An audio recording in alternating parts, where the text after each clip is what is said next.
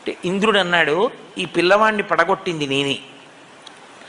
నేను వేసిన వజ్రాయుధానికి ఇతని ఎడమ దవడ సొట్టపడింది కాబట్టి, సొట్టబడిన హనువులు కలిగిన వాడు కాబట్టి ఈ పిల్లవాణ్ణి నేను వజ్రాయుధంతో కొట్టానన్న దానికి గుర్తుగా హనుమా అని పిలవబడతాడు. 2, నేనిచ్చే వరం ఏమిటంటే ఈ పిల్లవాణ్ణి నా వజ్రాయుధము ఇక చెనకలేదు. సూర్యభగవానుడు అన్నాడు, నాలో ఉన్న తేజస్సులో 100వ వంతు ఈ పిల్లవాడికి ఇచ్చేస్తున్నాను. వీడికి శాస్త్రం చదువుకునే యోగ్యత కలిగిన నాడు సమస్త శాస్త్రములు నేను బోధ చేస్తాను. వరుణుడు అన్నాడు, ఈ పిల్లవాడికి అలసట, దగ్గుత్తిక ఇలాంటివి కలగవు. వరుణపాశముల చేత ఈ పిల్లవాడు ఎప్పుడూ మృత్యువుని పొందడు. యమధర్మరాజు గారు అన్నారు, నా శక్తి 2 రకములుగా ఉంటుంది. 1 రోగము, 2 మృత్యువు. ఈ 2 లోకంలో ప్రవేశపెడతాను నేను.